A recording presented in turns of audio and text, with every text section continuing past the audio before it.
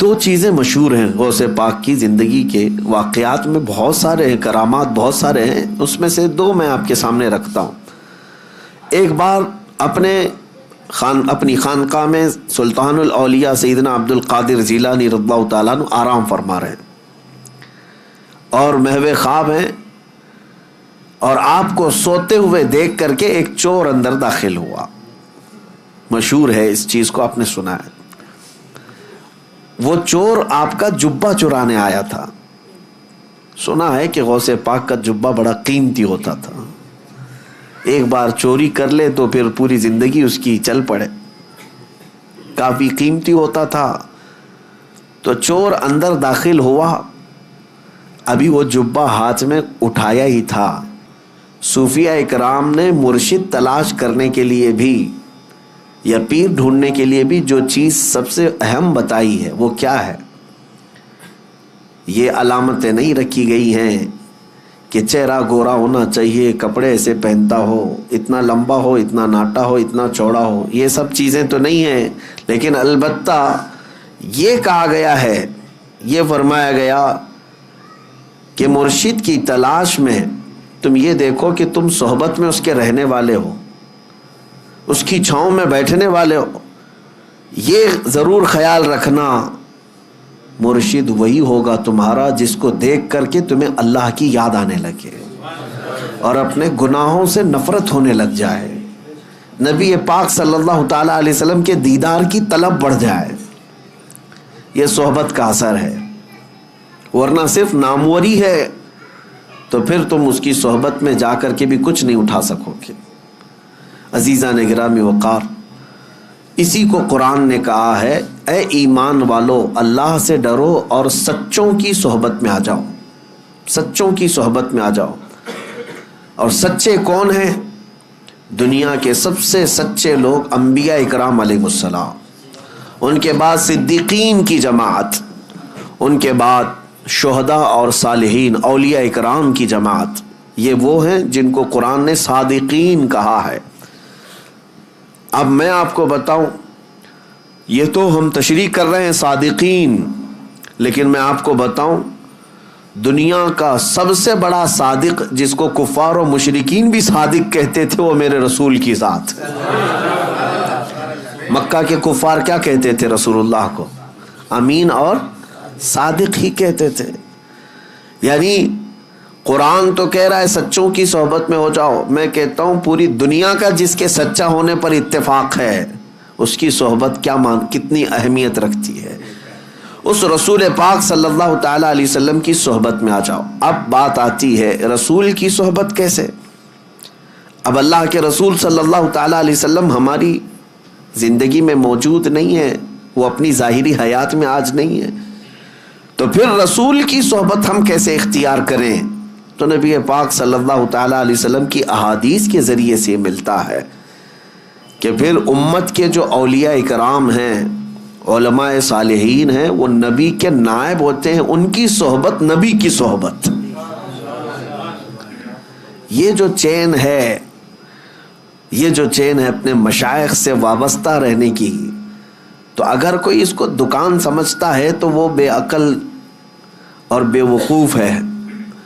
علماء اور مشائخ سے جو عوام وابستہ ہے اس کی ایک وجہ یہی ہے کہ یہ رسول اللہ کی صحبت حاصل کرنا چاہتے ہیں۔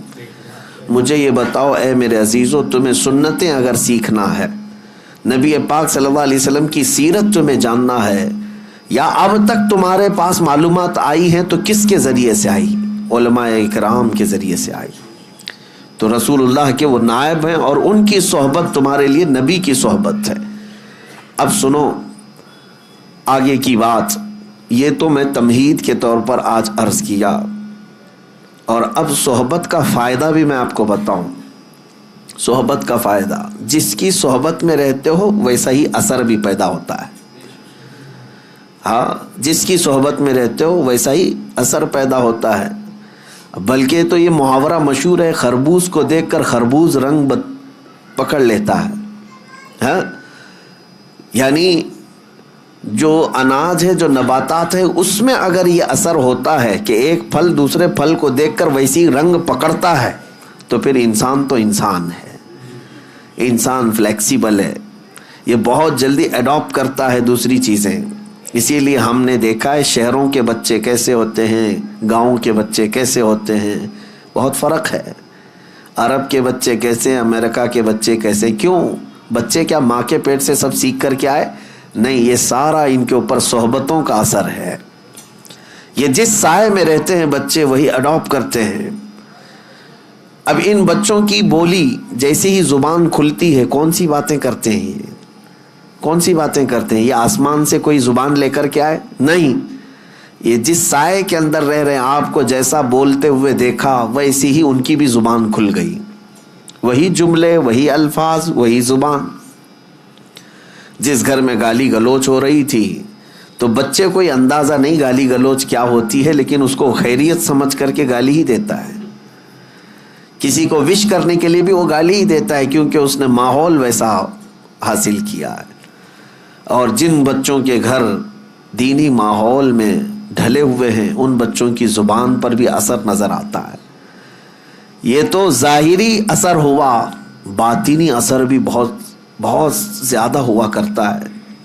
جو جس کی صحبت میں رہتا ہے ویسا ہی رنگ پکڑتا ہے، ویسی رنگ پکڑتا ہے. میں آپ کو بتاؤں، سیدی اعلیٰ حضرت امام اہل سنت فاضل بریلوی رضی اللہ تعالیٰ جب مارحرہ مطہرہ تشریف لے گئے تھے، اس وقت وہ جوان تھے، 20-22 سال کی عمر ہوگی، اور ان کے پیر و مرشد کی عمر 80 کے اوپر تھی، غالباً عمر زیادہ ہو چکی تھی. بیعت ہونے کے لیے گئے تھے اعلیٰ حضرت، اور مارحرہ کے اس بزرگ کے پاس جن کو خاتم الاکابر سید آل رسول احمدی مارحروی رحمۃ اللہ علیہ کہا جاتا ہے.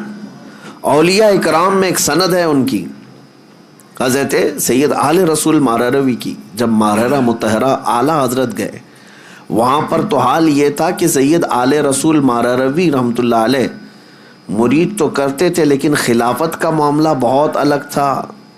ہر کسی کو خلافت کا پٹا نہیں ڈال دیا جاتا تھا. کسی کو 10 سال 12 سال مجاہدے کرواتے وہاں خانقاہ میں رکھ کر پھر خلافت دیتے تھے. لیکن اعلیٰ حضرت جب گئے تھے، وہ کمرہ آج بھی وہاں مارحرہ میں موجود ہے، جس حجرے کے اندر اعلیٰ حضرت اور ان کے پیر و مرشد صرف 2 ہی لوگ بیٹھے تھے. بیعت کیے، مرید تو ہوئے، اور پیر و مرشد نے ساری خلافتیں اسی مجلس میں دی. اب جو بات میں کہنے جا رہا ہوں وہ توجہ. 22 سال کا نوجوان امام اہل سنت احمد رضا خان اور 80 سال سے زیادہ کے بزرگ حضرت سید آل رسول مارحروی رحمۃ اللہ علیہ. 20 سال اور 80 سال میں فرق ہے کہ نہیں ہے؟ جوان کیسا دکھتا ہے، بوڑھا کیسا دکھتا ہے. اعلیٰ حضرت جب وہاں پر بیعت کر کے خلافتیں لے کر کے جب حجرے سے باہر نکلے، دروازہ کھلا تو بہت سے لوگ باہر کھڑے تھے. سیدی آل رسول مارحروی رحمۃ اللہ علیہ کے مریدین، وہاں علماء اور صلحاء بہت سارے موجود تھے. دروازہ جیسے کھلا، پیر اور مرید دونوں باہر آ رہے تھے. اب سنیے جو بات میں کہہ رہا ہوں، تاریخ میں لکھا گیا ہے کہ سبوں نے کہا کہ دیکھ کر کے یہ اندازہ نہیں ہو رہا تھا، دونوں کی شباہت ایک سی لگ رہی تھی. دونوں کی شباہت ایک جیسی لگ رہی تھی. یہ چند لمحوں کی صحبت مرشد کی 22 سال کے جوان کو خاتم الاکابر کی شباہت عطا کرتی ہے. یہ باطنی صحبت ہے، یہ باطنی صحبت ہے. اور صحبت کا اثر میں آپ کو بتاؤں، بد ہیں تو کیا ہوا، صحبت اچھوں کی ہو. اسی لیے اعلیٰ حضرت نے کیا کہا ہے، کیسے آقاؤں کا بندہ ہوں رضا، بول بالے میری سرکاروں کے. میرے عزیزو، سلطان الاولیاء غوث الاعظم دستگیر رضی اللہ تعالیٰ عنہ کا ماہ مبارکہ چل رہا ہے. 2 باتیں عرض کروں گا. میں آج آپ کے درمیان صرف اور صرف برکت حاصل کرنے کے لیے آیا ہوں. کافی دن ہو گئے تھے. 2 چیزیں مشہور ہیں غوث پاک کی زندگی کے واقعات میں، بہت سارے ہیں، کرامات بہت سارے ہیں، اس میں سے 2 میں آپ کے سامنے رکھتا ہوں.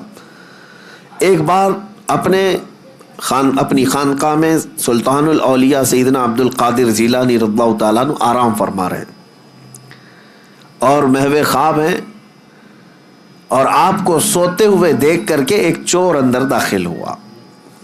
مشہور ہے، اس چیز کو آپ نے سنا ہے. وہ چور آپ کا جبہ چرانے آیا تھا. سنا ہے کہ غوث پاک کا جبہ بڑا قیمتی ہوتا تھا، ایک بار چوری کر لے تو پھر پوری زندگی اس کی چل پڑے، کافی قیمتی ہوتا تھا. تو چور اندر داخل ہوا، ابھی وہ جبہ ہاتھ میں اٹھایا ہی تھا کہ دروازے پر دستک ہو گئی. تو غوث پاک رضی اللہ تعالیٰ عنہ نے آنکھیں کھولے بغیر کہا آ جائیے اندر. دروازہ کھولا، اندر آئے ایک صاحب. وہ کون تھے؟ حضرت خضر علیہ السلام تھے. حضرت خضر علیہ السلام آئے اور کہا سیدی کس سے؟ حضرت شیخ عبد القادر جیلانی رضی اللہ تعالیٰ عنہ سے. کہا بصرہ کے یا کسی شہر کے قطب کا انتقال ہو گیا، وہاں پر قطب اب کون ہوگا؟ یہ تعینات جو ہوتے ہیں، ہر شہر میں ایک قطب ہوتا ہے اللہ کا، ایک ولی ہوتا ہے. یہ غوث العظم دستگیر رضی اللہ تعالیٰ عنہ کے زمانے میں تصرف اللہ نے ان کو عطا کیا تھا. حضرت خضر علیہ السلام ان سے پوچھتے ہیں کہ اس شہر کا قطب کون ہوگا؟ غوث پاک رحمۃ اللہ تعالیٰ علیہ آنکھیں کھولے بغیر کہتے ہیں وہ دروازے کے پیچھے کھڑے، انہیں لے جائیے. جو جبہ ہاتھ میں پکڑے ہوئے کھڑا تھا کہ اب پکڑا جاؤں، اب پکڑا جاؤں، اب پکڑا جاؤں گا. اور آنکھیں کھولے بغیر پیران پیر نے کہا وہ دروازے کے پیچھے جو کھڑے ان کو لے جائیے. حضرت خضر علیہ السلام نے دروازہ کھینچا تو دیکھا ایک سادہ سا آدمی ہے، جبہ ہاتھ میں اٹھایا ہوا ہے اور تھر تھر کانپ رہا ہے. کہا کہ چلیے مبارک ہو، اللہ نے آپ کو قطبیت عطا کی، اس لیے کہ شیخ عبد القادر جیلانی کی زبان سے نکلا ہے، چلیے ہمارے ساتھ. اب وہ شخص حیرت میں تھا کہ میرے ساتھ کہیں کوئی مذاق نہ ہو رہا، اور وہ دوڑتے ہوئے پھر غوث پاک کے قدموں میں آیا. کہا روتے ہوئے مجھے معاف کریں، مجھے معاف کریں، کیا یہ میرے ساتھ کوئی مذاق تو نہیں؟ غوث پاک رضی اللہ تعالیٰ عنہ نے فرمایا شیخ عبد القادر جیلانی کو اللہ نے یہ طاقت عطا کی ہے کہ وہ جو زبان سے نکالے اللہ اس کو پورا کر کے رہتا ہے. کہا کہ میں یہاں کس غرض سے آیا تھا آپ کو پتا ہے؟ میرے ہاتھ میں آپ کا اٹھایا ہوا جبہ تھا. غوث پاک رضی اللہ تعالیٰ عنہ نے فرمایا سب ہمیں پتا ہے، اور ہم چاہتے ہیں کہ تمہارے اس منصب کو، تمہاری اس ڈیوٹی کو بدل کر کے دوسری ڈیوٹی دے دی جائے. اب یہ واقعہ تو ہم نے سنا، کئی مرتبہ سنا، لیکن ایک بزرگ سے میں نے سنا اور انہوں نے یہ بیان فرمایا اور کہا کہ بیٹا آپ جانتے ہو چوری کرنے والے کو تو سزا دی جاتی ہے، اسلام سزا دیتا ہے، اور یہاں وہ جبہ ہاتھ میں لے کر چرایا ہوا آدمی رنگے ہاتھوں پکڑا گیا. سزا دیتے ہاتھ کاٹتے ہیں، اور اس کو بجائے اس کے کہ صرف معاف کر کے چھوڑتے پھر قطبیت کا مقام بھی دے دیا. یہ سوال جب آتا ہے ذہن میں تو پھر اس بزرگ نے فرمایا کہ بات در حقیقت یہ ہے کہ اللہ کریم بھی نسبتیں دیکھتا ہے. وہ چور چوری تو کیا تھا لیکن ہاتھ میں دامن کس کا تھا؟ ہاتھ میں کیا تھا؟ غوث پاک کا جبہ تھا. جبہ جو پکڑا تھا یہ نسبت نے اس کو، اس صحبت نے اس کو مقام قطبیت تک پہنچا دیا. اب میں آپ سے کہتا ہوں کہ غوث پاک کا جبہ پکڑے تو قطبیت کے مقام پر پہنچے، اور جو رسول اللہ کے قدموں پر جان دے اسے رب ذوالجلال غوثیت کے مقام پر پہنچاتا ہے. ایک بات یاد رکھیں، نبی پاک صلی اللہ علیہ وسلم پر جو صحابہ نے اپنی جانیں دی ہیں حضور اکرم صلی اللہ تعالیٰ علیہ وسلم کی محبت میں، غوث، قطب، ابدال، نجبہ، شرفا کوئی وہاں تک نہیں پہنچ سکتے جہاں رسول اللہ کے صحابہ پہنچے. کیوں؟ صحبت کا اثر ہے، صحبت کا اثر ہے. اسی لیے صحبت چن کر کے اختیار کرو، کہیں ایسا نہ ہو کہ بعد میں پچھتانا پڑے. ہم نے تو پولیس کو بھی دیکھا ہے، خواہ مخواہ کچھ لوگوں کو اٹھاتے ہیں اور لے جاتے ہیں پکڑ کر کے کیا قصور ہے بھائی اس کا؟ کہا فلاں نشیڑی کے ساتھ تو یہ بھی کانٹیکٹ میں تھا. کانٹیکٹ میں تو تھا ہی. ہم اس کو تلاشی لیں گے, کہیں اس کا بھی جرم نکل گیا تو وہی سزا اس کی بھی ہوگی. ابھی تو شک میں اٹھائے ہیں. میرے عزیزو, حال تو اب یہ ہے کہ اگر غلط لوگوں کا فون بھی 2-3 بار ہمارے فون پہ آ گیا تو بھی آپ اندر جا سکتے ہیں. یہ صحبت کا اثر آپ دیکھو. دنیا میں جب آپ کو پکڑا سکتا ہے تو پھر آخرت میں کس قدر سخت ہوگا اندازہ کرو میرے عزیزو. اس لیے اپنی صحبت کو پاک رکھو, اپنی صحبت کو پاک رکھو. ایسا نہیں ہے, بعض لوگ یہ کہتے ہیں کہ ہم تو اس میں کچھ حصہ نہیں لیتے. میں سب کی بات نہیں کر رہا, اب صحبت کے لیے بعض تفریق بھی میں آپ کو بتا دوں. عوام الناس, آپ لوگوں کے لیے یہ ضروری ہے کہ اپنی صحبت کا انتخاب خوب اچھا رکھو, اپنی اولاد کے لیے بھی. اب رہی بات علماء صالحین, علماء ہیں, مبلغین ہیں, دعات ہیں, ان کا کام کیا ہے؟ لوگوں کی اصلاح کرنا. مثال کے طور پر اگر ہم چند نشہ خور لوگوں کے درمیان اگر بیٹھے ہیں تو اس کا مطلب یہ نہیں کہ ہم ان کی صحبت حاصل کر رہے ہیں. ہم یہ چاہتے ہیں کہ ہماری چھاپ ان کے دل پر ڈالی جائے. تو یہ صرف علماء, دعات, مبلغین کا کام ہے. جیسے ڈاکٹر مریضوں کے بیچ میں رہتا ہے تو بیماری نہیں لیتا بلکہ ان کی بیماری کو دور کرتا ہے. لیکن عوام الناس, عام لوگ اگر بیماروں کے ساتھ رہنے لگے تو پھر یہ کہا جائے گا کہ یہ بیماری یہ بھی لے لے گا, یہ کہا جاتا ہے. لہٰذا ایک واقعہ تو غوث پاک کا میں نے بتایا کہ چور بھی مقام قطبیت پر پہنچ گیا. وجہ کیا تھی؟ دامن ہاتھ میں کس کا تھا؟ غوث اعظم کا تھا. اسی لیے جمیل قادری رحمت اللہ تعالی علیہ یوں فرماتے ہیں, عزیزو کر چکو تیار جب میرے جنازے کو, تو لکھ دینا کفن پر نام والا غوث اعظم کا. اب دوسری بات, بغداد مقدسہ میں جو ایک واقعہ مشہور ہے کہ حضرت شیخ احمد جام اپنی شیر کی سواری کرتے ہوئے بغداد کے کسی بھی محلے میں جاتے تو اس محلے والے ایک گائے ان کے شیر کو قربان کر دیا کرتے تھے. وہ غوث پاک کے محلے میں آئے اور بولا کہ جاؤ شیخ عبد القادر جیلانی کی خانقاہ سے بھی ایک گائے ہمارے شیر کے لیے لے آؤ. غوث پاک نے منع نہیں فرمایا, اپنے خادم سے کہا لے جاؤ لنگر خانے سے جو گائے ہوگی.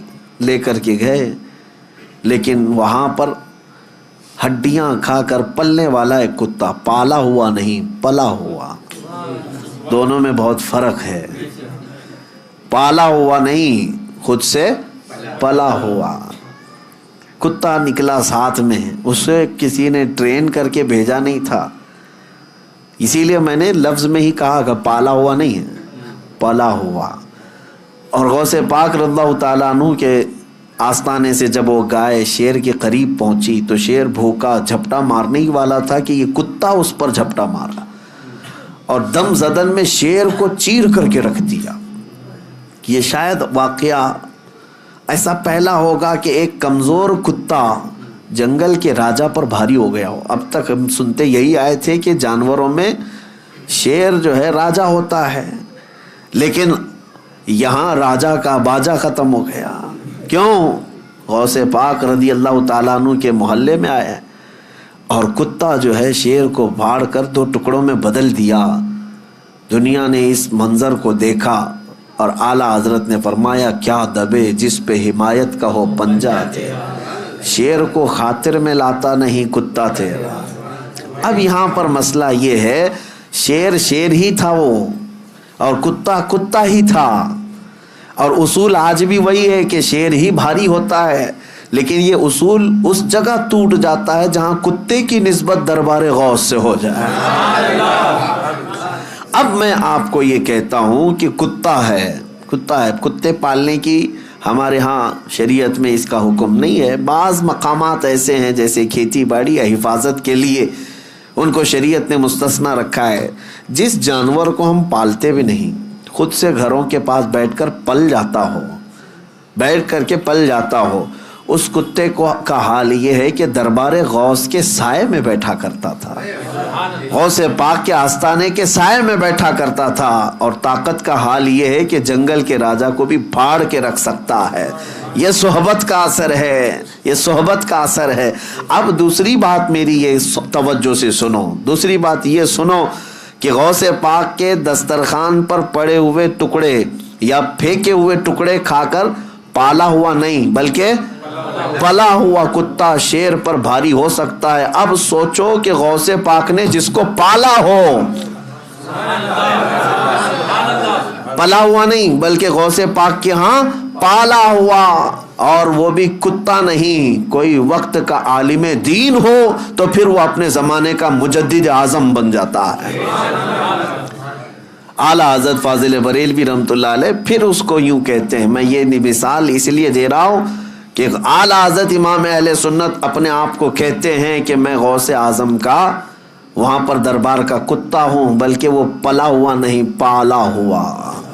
اور جس کو غوث پاک کی نسبت حاصل ہو، عنایت حاصل ہو، پھر وہ کہتے ہیں، اعلیٰ حضرت اپنی قسمت پر کہتے ہیں کہ میری قسمت کی قسم کھائیں سگانے بغداد، بغداد کے کتے میری قسمت کی قسم کھائیں گے۔ اعلیٰ حضرت فرماتے کیوں؟ ہند میں رہ کے بھی دیتا رہوں پہرا تیرا، ہند میں رہ کے بھی دیتا رہوں پہرا تیرا۔ اور اعلیٰ حضرت اسی نسبت اور اسی صحبت کے بارے میں کہتے ہیں، یا سیدی عبد القادر جیلانی غوث اعظم، تجھ سے در سے سگ، اور سگ سے ہے مجھ کو نسبت۔ غوث پاک سے ان کے دروازے کو نسبت ہے، ان کے دروازے سے کتے کو نسبت ہے، اور کتے سے اعلیٰ حضرت کہتے ہیں مجھے نسبت ہے۔ میری گردن میں بھی ہے دور کا ڈورا تیرا، اور جس کی گردن میں پٹا ہو تو اس کو میونسپلٹی والے اٹھاتے نہیں ہیں، کیوں؟ کسی کا پالا ہوا ہے۔ اس نشانی کے جو سگ ہیں نہیں مارے جاتے، اعلیٰ حضرت کہتے ہیں اس نشانی کے جو سگ ہیں نہیں مارے جاتے، حشر تک میرے گلے میں رہے پٹا تیرا۔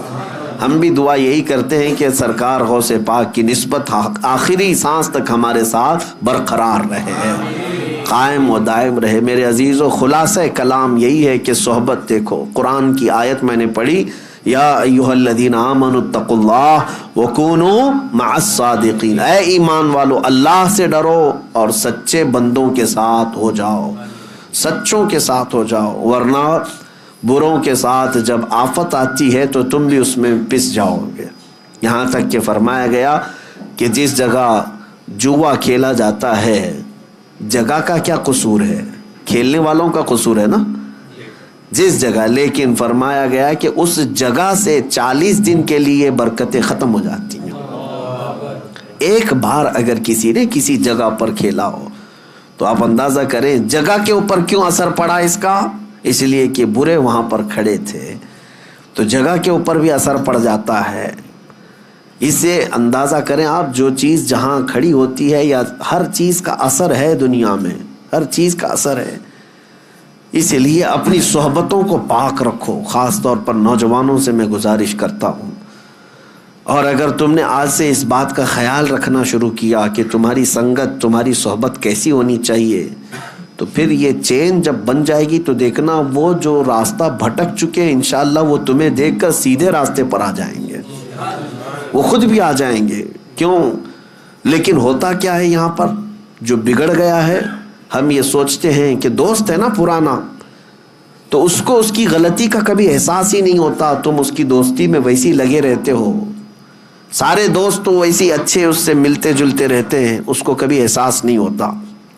لیکن سارے دوستوں نے اگر اس کو چھوڑ دیا اچانک کہ تو شراب کیوں پی رہا ہے، تو نشہ کیوں کر رہا ہے، تو زنا پر کیوں گیا تھا، تو سود کا کاروبار کیوں کر رہا ہے، اگر دوستوں نے اسے چھوڑ دیا تو اسے اسی دن احساس ہونے لگ جائے گا کہ میں کچھ غلط کر رہا ہوں جس کی وجہ سے میرے ساتھیوں نے مجھے چھوڑ دیا ہے۔ تمہارا چھوڑنا اس لیے نہیں کہ اس کو تنہا کرنا ہے، بلکہ تمہارا چھوڑنا اس کی اصلاح کے لیے ہے، اور جس دن اسے احساس ہو جائے گا وہ بدل لے گا اپنے آپ کو، بدل لے گا اپنے آپ کو۔ میرے عزیزوں، میں آپ کو بتاؤں، ایک میں کسی کا نام نہیں ذکر کرتا کہ کہیں، اس لیے کہ ہماری باتیں بہت ساری وائرل ہو جاتی ہیں، ادھر سے ادھر لوگ چپکا دیتے ہیں۔ پھر ایک صاحب وہ کچھ غلطیوں میں مصروف تھے، بڑی عمر ہو گئی، 40 سال کے اوپر کی عمر، لیکن مال بے حساب ہونے کی وجہ سے غلط سنگت یا غلط صحبت، اور بسا اوقات ایسا کہ کفر و شرک کے معاملات بھی زندگی میں آ گئے۔ غلط کام تو کر ہی رہا تھا، اتفاق ایسا تھا کہ بہت سارے لوگ اس کے ہاں آنا جانا ویسے ہی رکھتے، باقی اس کی بہت ساری اچھائیاں بھی تھیں۔ اچھائیوں میں یہ کہ مسجدوں کی تعاون میں وہ بڑھ چڑھ کر کے آگے رہتا، اور 11ویں شریف تو بڑی دھوم دھام سے بہت سارے لوگوں کو کھلاتا، پورے گاؤں والوں کو، سب کھاتے تھے۔ میں آپ کو بتا رہا ہوں، یہ چند سالوں پہلے کی بات ہے۔ اب اس شخص کی ایک خواہش یہ تھی کہ بہت سارے لوگ آتے بھی جاتے ہیں میرے پاس، میں یہ اپنی تعریف کے لیے نہیں کہہ رہا، میں آپ کو ایک مثال دے رہا ہوں۔ میرے پاس ایک سال دعوت آئی اور کہا کہ مجھے آپ کو میرے ہاں آنا ہے، فلاں دن ہے۔ مجھے تو اس بات کا علم نہیں تھا کہ کیا کیا ہوتا ہے، میں نے قبول کر لیا۔ پھر وقت قریب آتے آتے مجھے بہت ساری چیزیں معلوم ہوئی، اور اتنی سخت چیزیں تھیں کہ جس کی اصلاح بہت ضروری ہے۔ کچھ معاملات ایسے ہوتے ہیں کہ جس کو نظر انداز کیا جا سکتا ہے، لیکن کچھ ایسے ہیں جس کو نظر انداز کرنا آسان نہیں، جہنم میں لے جانے والے اعمال ہیں۔ پھر جب میرے پاس یہ باتیں آئی تو پھر شاید 2-3 دن بچے ہوں گے، تب میں نے پیغام بھجوایا کہ اس بار آپ مجھے بلانے کے لیے ضد کر رہے ہو، میں ہرگز نہیں آؤں گا جب تک تم ان تمام چیزوں سے توبہ نہیں کرتے۔ اور اس کے علاوہ ایک بات یہ بھی یاد رکھ لو، میں خود بھی نہیں آؤں گا، کسی عالم کو آنے نہیں دوں گا، اور عام مسلمانوں میں اعلان بھی کروں گا کہ تمہاری ان حرکتوں سے دین کا بھی نقصان ہے، تمہارا خود کا بھی نقصان ہے۔ یہ سخت سٹینڈ لینا ہو سکتا ہے کسی کے لیے ایسا لگتا ہو کہ اتنا سخت ہو گئے، فلاں چھوڑ کے بھاگ جائے گا، ایسا نہیں ہوتا۔ میرے عزیزو، شاید یہ دوپہر سے شام کی بات ہوگی، شام تک وہ بندہ جب دیکھا یہ سارے معاملات، ساری تیاریوں کے ساتھ آ کر کے کھل کر سب کے سامنے اپنی توبہ اور برات کا اظہار کیا، اور الحمدللہ وہ اپنی توبہ پر آج بھی قائم ہے، تمام چیزیں نکل گئی۔ میں یہ بات اسی لیے کہہ رہا ہوں کہ اگر مومنین مل کر کے کسی کی اصلاح کی کوشش کریں کہ ہم تیری صحبت میں نہیں بیٹھیں گے، اگر تو باز نہیں آیا تو پھر اس کے اصلاح کا سامان ہو سکتا ہے۔ ہوتا یہ ہے عام طور پر کہ لوگ چاہتے نہیں ہیں، لوگ اس کے ساتھ اٹھنا بیٹھنا ویسے ہی جاری رکھتے ہیں، اس کی برائیاں دیکھ دیکھ کر کے بھی۔ میرے عزیزو، یہ اس کے لیے بھی زہر ہلال ہے اور تمہارے لیے بھی۔ وہ خود کبھی اصلاح کی طرف نہیں آئے گا، اور اس کی برائیوں کی صحبت کی وجہ سے تمہارے اوپر بھی قیامت کے دن سخت پکڑ ہو سکتی ہے۔ ان 2 چیزوں کی طرف آپ توجہ دیں۔ اب اخیر میں گفتگو کو سمیٹتے ہوئے یہ بات کہوں گا کہ ہم آج اپنے پیر و مرشد کے ہاتھ میں ہاتھ دے کر بیعت جو کرتے ہیں، یہ بھی صحبت ہی کی بات ہوتی ہے، صحبت ہی کی بات ہوتی ہے کہ ہمیں اچھوں کی صحبت ملے جو ہمیں رسول اللہ تک پہنچا ہے۔